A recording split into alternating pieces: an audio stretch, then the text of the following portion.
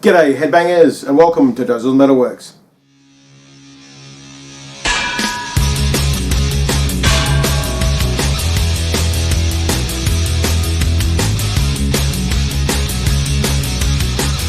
Welcome back my fellow metalheads to another edition of Dozers Metalworks, and yes, this week we are inducting another 2 albums into Dozers Vault. So we're actually going to deal with my 3rd and 4th favourite Judas Priest albums. So we'll start off here with, as you can see, Screaming for Vengeance. Yes, this is a freaking banger of an album, seriously. Now this was released in July 1982. Cover art done by Doug Johnson, who's done a few for the band, because he's a legend. Recorded at the Beats Studios in Spain, BJ Studios in Orlando, Florida. Total running time of, not exactly a long one, 38 minutes and 43 seconds. So yeah, not the longest one. The singles they released were You've Got Another Thing Coming and Take These Chains. And as I said, look, this is my 3rd favourite album from Judas Priest. It's an absolute banger. So the track listing is The Hellion, which, as you know, is the instrumental. Only goes for 41 seconds, that one.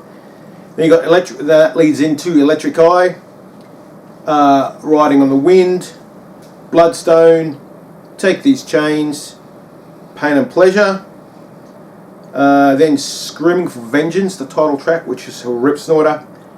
You've Got Another Thing Coming, a Butcher Shop song, that one. That's right, it's a banger. Fever and Devil's Child. Then of course, you know, all these extra ones have bonus live tracks and all that, so which we won't go into. I have the standard vinyl here, and actually the remastered CD. So yeah, and the personnel for this album was Rob Halford on vocals, KK Downing on guitars, Glenn Tipton on guitars, Ian Hill on bass, and Dave Holland on drums, which is sort of almost like the semi-classic lineup for many years. Well, Dave Holland kind of left and then came Scott Travis. But look, the pretty sweet, yeah, so that's all there is on this one. But like I said, this 3rd favourite Judas Priest album, actually have a t-shirt as well. Couldn't find it, so I didn't want to wear it. So anyway, on to the next one. Yes, and now we have the second one, which is British Steel. He's probably one of their most well-known albums, of course. Released in April 1980.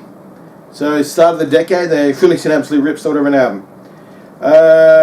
This is actually even shorter than Scream for Vengeance. Length of only 36 minutes and 10 seconds. Yeah, bit of a short one for the lads. Singles that they had from this album were Living After Midnight, United, and they're probably to this day one of their biggest hits ever, Breaking the Law, and the video clip was great. It's absolutely fantastic. The cover is very iconic with the hand holding up the gigantic razor blade.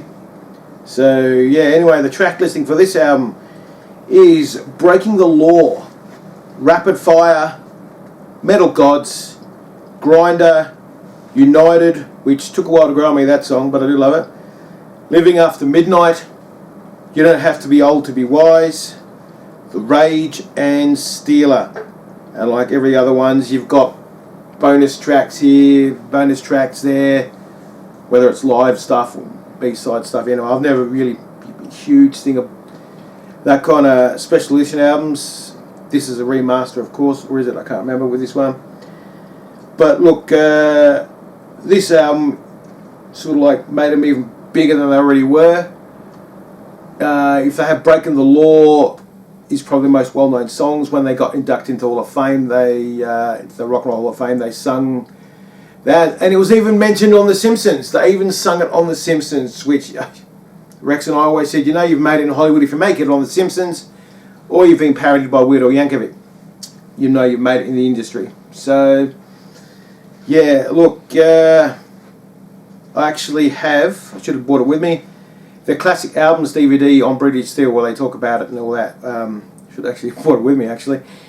But anyway, that's the other album which I'm going to induct.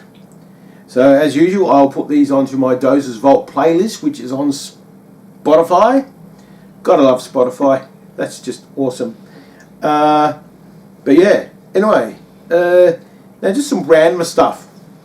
I might have mentioned 2 or 3 weeks ago, last month, when they were talking about the Ronda Rousey Gina Carano fight. Well, I stayed up and actually, well, not stayed up, but actually took time out of my day to watch it. And oh, what the hell? I've seen chicken wrestling matches that have lasted longer than that. 17 seconds, boys and girls. And it's amazing how many people out there are saying that the fight was rigged and it was staged and all that kind of stuff. And to be honest, I kind of got to believe it. It was kind of bullshit, to be honest. 17 seconds of BS. And on a rather violent note as well, there's a wrestler in America called Ludwig Kaiser. Watched on one of the channels I watched during the week that he got in a bit of a scuffle with some dude at a hotel. I went, oh, he's been a naughty boy. These general news came out. Went, okay. And then I heard more of the story and why he assaulted this guy. He had racist remarks to his girlfriend. And so after saying these racist remarks to his girlfriend, he basically hammered this guy. And as I was saying to Rex earlier, I'd be exactly the same. My fiancée is Filipina, and if anyone said anything racist to her, I'd knock them the fuck out. So that's just the way of the world, You stand up for your woman, no matter what nationality she is. So I just went, yeah, kudos to this guy for standing up and honouring his woman. So to the guy who got hammered, serves you right, knob jockey. There was another thing I heard during the week. I said to Rex, when I do my rest in peace, it's usually for someone who's had a big impact in my life in some way, shape or form. There was a guy during the week who hasn't had a impact on my life whatsoever, but I knew who he was and I knew how big he was in the sport. So even though I won't get Rex to put up a picture of him, so I don't have one, but rest in peace, Kyle Busch, the NASCAR driver. You died way too young. He's in his 40s, so yeah, that's kind of shitty. But anyway, that's this weekend edition of Dozer Metalwork, my friends. I won't be here next week as I'm going to be at a wrestling show, refereeing the main event as usual for Mr. Sir Rex-a-Lot. So I'll see you in a couple of weeks, and until next time, bye Sean.